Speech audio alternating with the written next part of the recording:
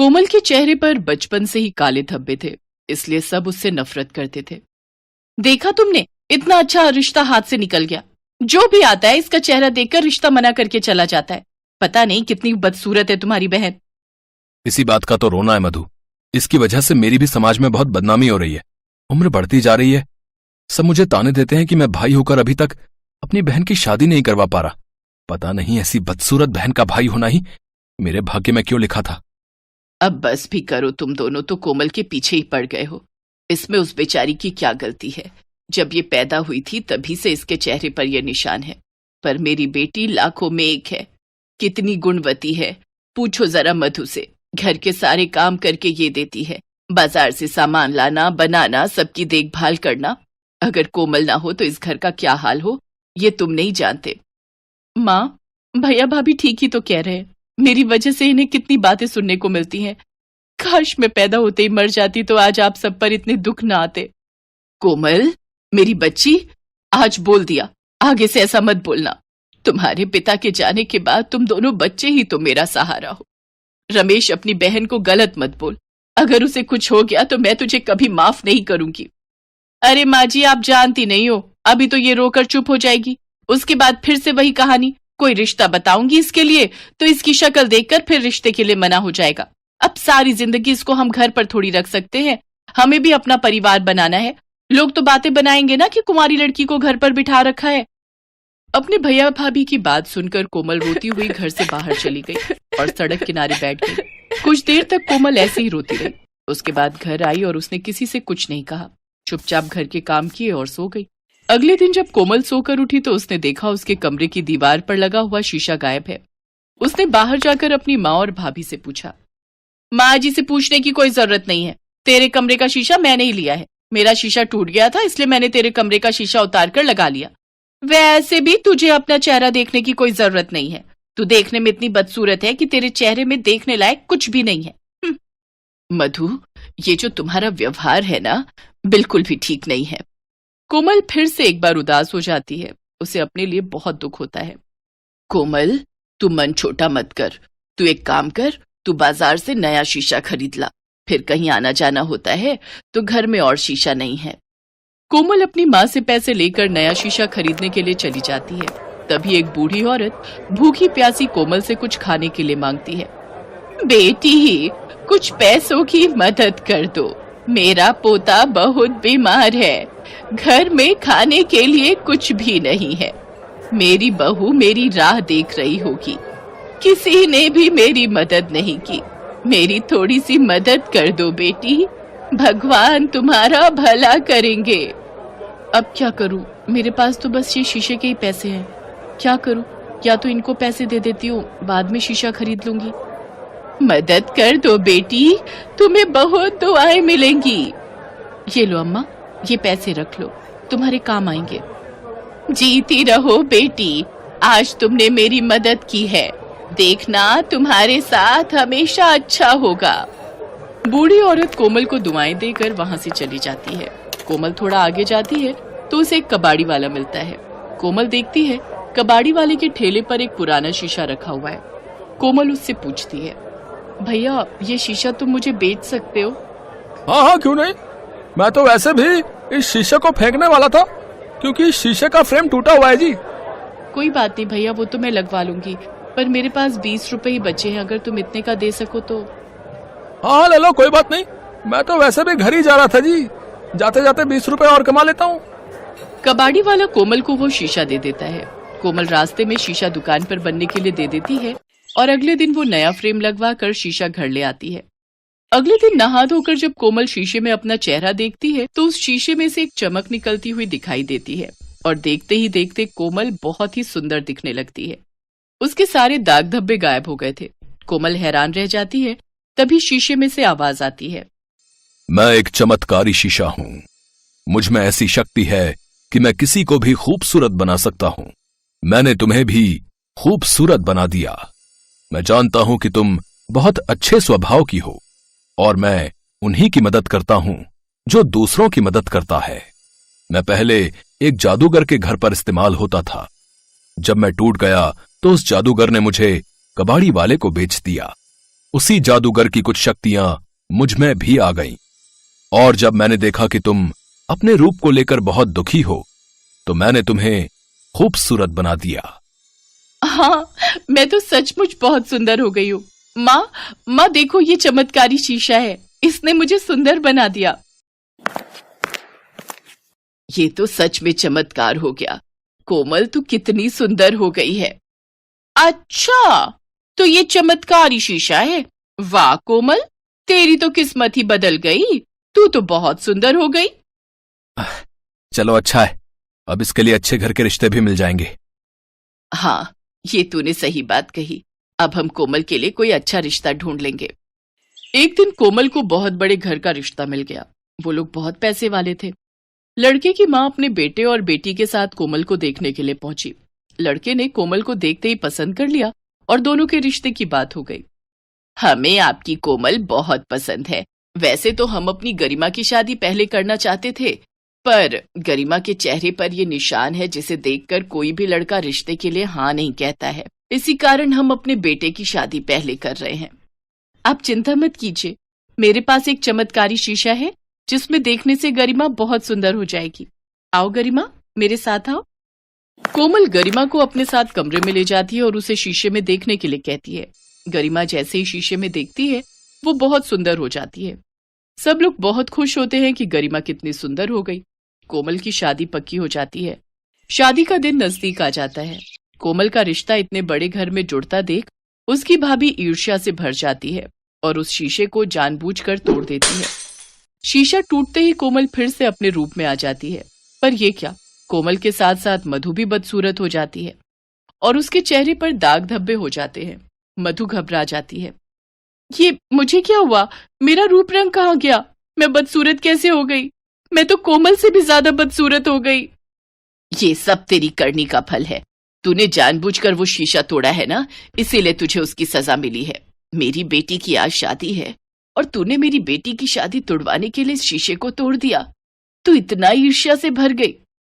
मधु माँ ठीक कह रही है। मैं तो चाहता था कि कोमल की शादी हो जाए। मैं बहुत खुश था, पर तुमने तो सारी हदें ही पार कर दी। तुमने उस शीशे को तोड़ दिया जिसकी वजह से मेरी बहन सुंदर बनी थी। जादुई शीशा, भले ही तुम्हारे टुकड़े हो गए हैं, पर मैं जानती हूँ कि तुम मुझे सुन सकते हो। मेरी भाभी को ठीक कर दो। हाँ, मैं तुम्हें सुन सकता हूँ।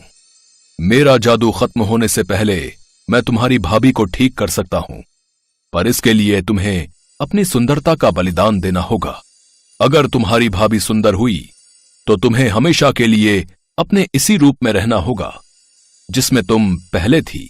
बोलो, तुम्हें मंजूर है? हाँ, आप मेरी भाभी को ठीक कर दो। मैं पहले जैसी ही ठीक हूँ। मेरी किस्मत में जो लिखा होगा वो मुझे मिल जाएगा, पर मेरी भाभी को इतनी बड़ी सजा मत दो। कोमल की बातें सुनकर मधु की आंखों में आंसू आ जाते हैं। जादुई शीशा मधु को ठीक कर देता है, पर कोमल अपने पहले वाले रूप में ही रहती है। मधु को अपनी गलती का एहसास हो चुका था, पर अब डर था कि कहीं कोमल के ससुराल वाले उसे इस रूप में देखकर शादी के लिए मना न कर दे। पर ऐसा नहीं था।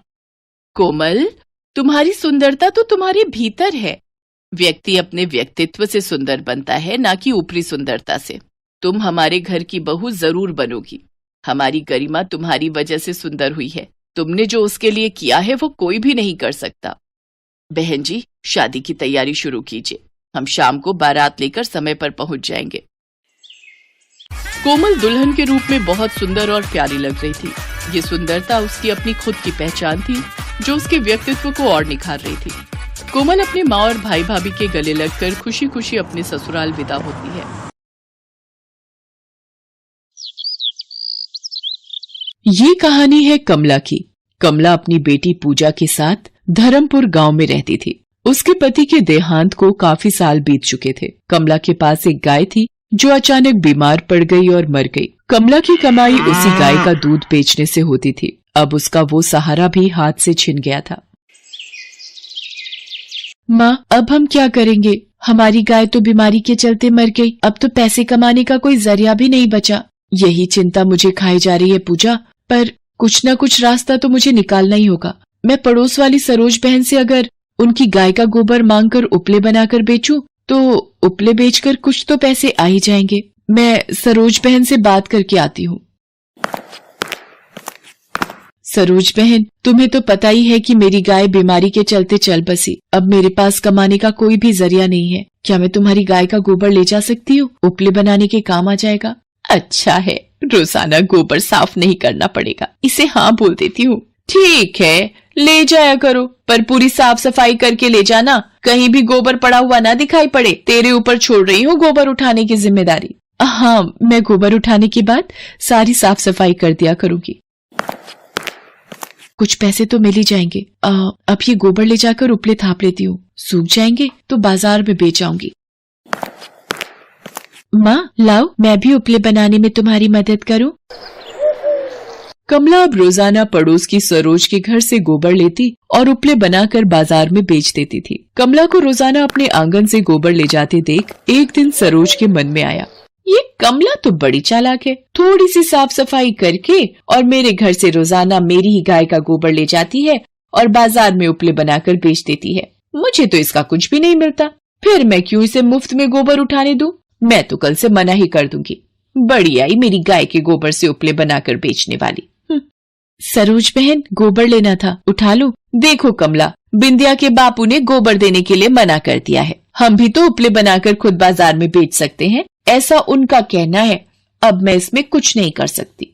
कोई बात नहीं सरोज बहन, मैं कुछ और इंतजाम कर लूंगी, आप परेशान मत हो। अब क्या करूं? एक बार सेठ लालचंद जी से पूछती हूँ, अगर वो मुझे अपनी गाय का गोबर लेने दे तो मेरी मुश्किल आसान हो जाएगी। सेठ जी, क्या मैं आपकी गाय का गोबर ले जा सकती हूँ? आपकी बड़ी मेहरबानी होगी। अरे ले जा, मुझे क्या एतराज होगा, वैसे भी गोबर साफ करना पड़ता है, तू उठा कर ले जाया कर। कमला सेठ लालचंद की गाय का गोबर उठाकर ले जाने लगी। एक दिन जब कमला गाय का गोबर उठा रही थी तो सेठ लालचंद ने सोचा, ये कमला रोजाना वक्त बेवक्त गोबर उठाने आ जाती है। मेरी ये वाली गाय तो बहुत ही कमजोर और बीमार हो गई है। इस बीमार गाय को कमला को ही दे देता हूँ, यही ठीक रहेगा। कमला, तू रोजाना गाय का गोबर उठाने आती है, तू एक काम कर, तू ये मेरी गाय अपने ही पास रख ले। है, मुझे इस गाय की कोई जरूरत नहीं है। ये गाय तू ही ले जा ये गाय। आपका बहुत बहुत शुक्रिया सेठ जी, मेरी मदद करने के लिए। मैं इसकी खूब देखभाल करूंगी। गाय बीमार है इस बात से कमला अनजान थी। वो उसे अपने घर ले जाती है। उसकी बेटी पूजा उसे कहती है, माँ ये गाय तो बहुत ही कमजोर है, लगता है ये बीमार है। कोई बात नहीं पूजा, हम कुछ दिन इसकी देखभाल करेंगे तो ये ठीक हो जाएगी। कमला अपनी बेटी पूजा के साथ मिलकर गाय की देखभाल करती थी, पर वो गाय बीमार थी इसलिए बहुत कम दूध दे पाती थी। एक दिन कमला जब भोजन बना रही थी, ये थोड़ा सा ही आटा बचा हुआ है, इसकी रोटियां बना लेती हूँ, पूजा को भी भूख लगी होगी। कुछ खाने को मिलेगा बाबा, कब से भूखे हैं। कोई है जो मुझे कुछ खाने को थोड़ा बहुत दे दे। ये तो कोई साधु महाराज हैं, इन्हें ये रोटी दे देती हूँ। बाबा ये लो, मैंने अभी ये रोटियां बनाई हैं, इनमें से कुछ रोटी आप खा लो। इसने तो मुझे अपने हिस्से का भोजन दे दिया, अब ये खुद भूखी है। इसकी उदारता देखकर तो मेरा भी मन भर आया। मैं जान गया हूँ इसके घर में खाने के लिए और कुछ भी नहीं है, सिर्फ ये रोटियां ही थी जो इसने मुझे खिला दी। बेटी तुम बहुत दयालु हो, तुमने अपने हिस्से का भोजन मुझे खिला दिया, मैं जानता हूँ। कमला की आंखों में आंसू आ जाते हैं। वो अपनी सारी दुख भरी कहानी उन साधु महाराज को सुनाती है। साधु महाराज कमला के घर में बंधी गाय के सिर पर हाथ फेरते हैं। अब तुम्हें चिंता करने की कोई आवश्यकता नहीं है, तुम्हारे दुख के दिन दूर हो गए। अब मैं चलता हूँ बेटी, भगवान तुम्हारी सदैव मदद करेंगे। कमला को आशीर्वाद देकर साधु बाबा वहाँ से चले जाते हैं। अगले दिन पूजा जब गाय के पास खड़ी थी, माँ हमारी गाय ने सोने का गोबर दिया है, जल्दी आओ माँ। हाँ पूजा, ये तो सोने का गोबर है, ये सब उन साधु महाराज की कृपा से ही हुआ है। भगवान ने जरूर उन साधु महाराज को हमारी मदद के लिए ही भेजा था। कमला के घर में बंधी गाय सोने का गोबर देने लगी, जिसकी वजह से धीरे धीरे कमला की जिंदगी में सुधार आने लगता है और उसके पास पैसों की भी तंगी हट जाती है। उसने अपने मकान को भी पक्का बनवा लिया था। कमला की पड़ोसन सरोज कमला को सोने का गोबर उठाते हुए देख लेती है और वो सीधी सेठ लालचंद के पास जाती है। सेठ जी, आपने जो कमला को अपनी गाय दी थी, वो गाय तो सोने का गोबर देती है। देखते ही देखते कमला लखपति बन रही है। गाय आपकी और पैसे कमला कमा रही है। उस सोने के गोबर पर तो आपका ही हक होना चाहिए था ना सेठ जी।